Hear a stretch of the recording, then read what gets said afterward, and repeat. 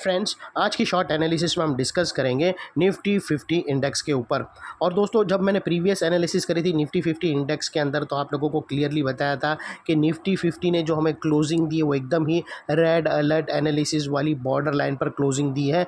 हमें just wait करना है एक कंफर्मेशन का, क्योंकि वो जो बॉर्डर लाइन एरिया थी जहाँ पर उसने क्लोजिंग दी वो एक इम्पॉर्टेंट सपोर्ट भी था। और आप लोगों को मैंने क्लियरली बोला था कि अगर निफ्टी को अपसाइड जाना है तो ये एक परफेक्ट स्ट्रॉन्ग सपोर्ट है, यहाँ से ही बाउंस लेकर जा सकता है।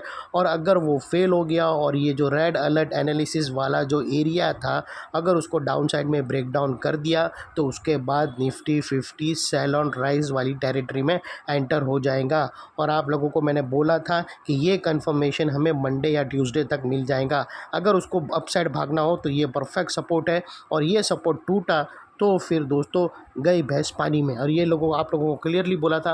और अल्टीमेटली दोस्तों आज ट्यूसडे तक हमें कंफर्म हो गया, उसने डाउन साइड में ब्रेक डाउन कर दिया है। अभी दोस्तों Nifty officially sell on rise के अंदर एंटर हो चुका है, और यहाँ से दोस्तों महज 800 से 1200 पॉइंट तक हम डाउन साइड जाने वाले हैं। और वो आज क्लियर, तो वो लिहाज से दोस्तों जो भी अगर बाई साइड पे खड़ा है तो बहुत ही सोच समझ के चलना। अगर लॉन्ग टर्म वाले लोग को टेंशन लेने की ज़रूरत नहीं है, लेकिन अगर कोई भी एक प्रॉफिट में बुक करने के एरिया के आसपास है, तुम्हारा टारगेट से 2-3% अगर स्टॉक ट्रेड कर रहा है, तो आप प्रॉफिट बुक करके अपने एडवाइज़र को पूछकर बाहर निकल सकते हैं, क्योंकि अभी बहुत डीप डाउन साइड करेक्शन आने की संभावना है।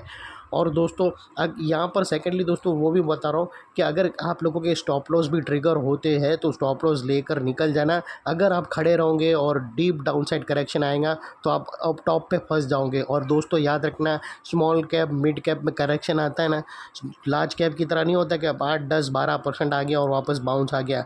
क्योंकि अगर स्मॉल कैप मिड कैप में करेक्शन आएगा तो वो कम से कम 30-40% डाउन साइड आएगा।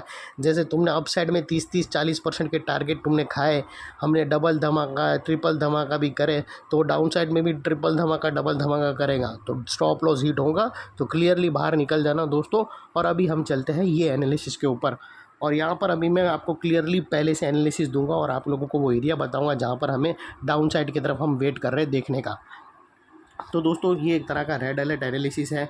और ये इंडेक्स अगर आप देखो तो दोस्तों ये एक यहाँ से एक स्टॉक, ये जो इंडेक्स का था वो एक अपवर्ड स्लोपिंग पैरेलल चैनल थी जो एक स्ट्रॉन्ग सपोर्ट का काम कर रहा था फ्रेंड्स। और जब तक इंडेक्स ये अपवर्ड स्लोपिंग पैरेलल चैनल में था, इंडेक्स के अंदर धुआंधार तेज़ी थी और back to back higher highs और रजिस्टर हो रहे थे, और लोगों की नोट दबाकर बन रही थी, और सारे अक्रॉस इंडेक्स भागम भागी कर रहे थे।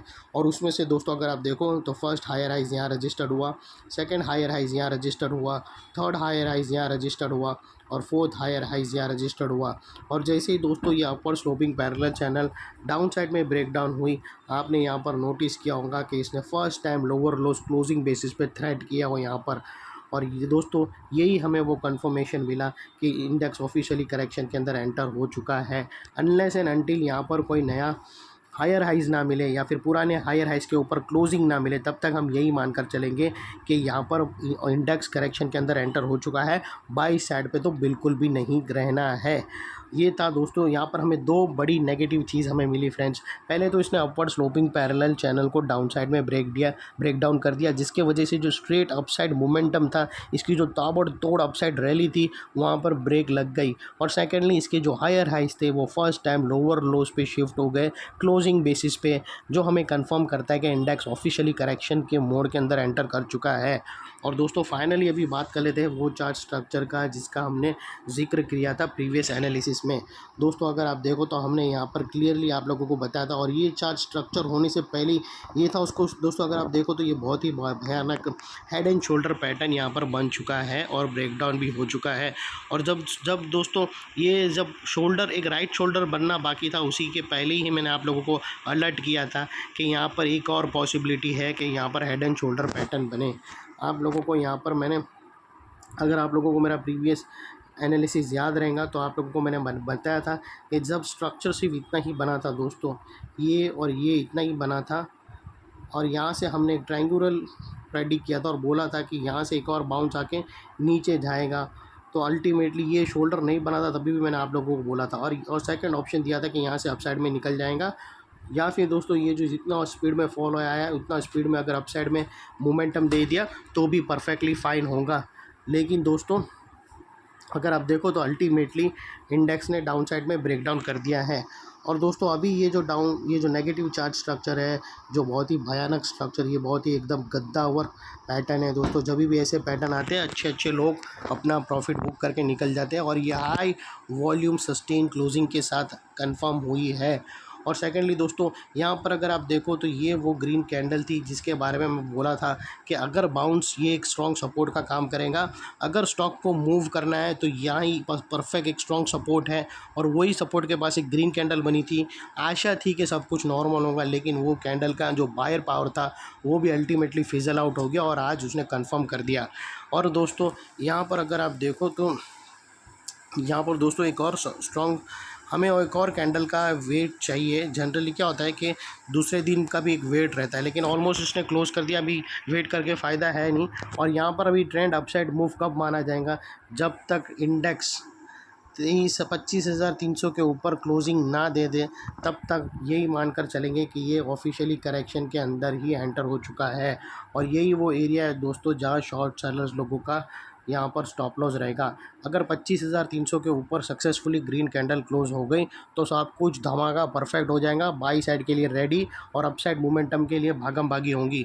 लेकिन फ़िलहाल अभी वो लग नहीं रहा है दोस्तों, क्योंकि स्टॉक ने ज़रा भी एक भी टाइम मोमेंटम भी अगर आप देखो, ये जो बाउंस का मोमेंटम भी अगर आप देखो तो कितनी सोई हुई कैंडल आई, एकदम मरी हुई कैंडल। इसको ब्रेक, इसका एक ये आखिरी चांस था दोस्तों, यही वो एरिया था दोस्तों जहाँ आखिरी चांस था बाउंस मारने का, लेकिन वो सक्सेसफुली नहीं किया। और राइट शोल्डर भी बनाया तो कितना सारा टाइम लिया, जो मतलब एक वीक के अंदर उसको उसके अभाव सस्टेन नहीं कर पाया। टच करने की बात तो दूर, 2503 को टच भी नहीं किया, और उसके ऊपर क्लोजिंग करने की बात तो दूर। अभी दोस्तों डाउन साइड में बात कर लेते हैं टारगेट्स के। तो दोस्तों अगर आप देखो तो अभी फर्स्ट टारगेट तकरीबन हम सीधा अभी आप लोगों को दिखेंगे 24,200, जिसको हम येलो में कर देते हैं।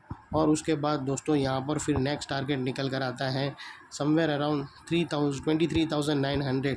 और अगर ये भी नहीं रुका तो फिर दोस्तों और भी डाउन साइड है, और वो दोस्तों मैं आप जब वो एरिया टूटेगा हम रिस्पेक्ट करेंगे, देखेंगे अगर मार्केट रिस्पेक्ट करता है 23,900 को।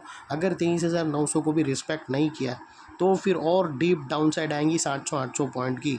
तो फिलहाल अभी सेल ऑन राइज वाला मार्केट ऑफिशियली कंफर्म हो चुका है निफ्टी के हिसाब से। तो अभी ज़्यादातर हमारे चैनल पे जो एनालिसिस आएंगी वो शॉर्ट सेलिंग कर ही आएंगी।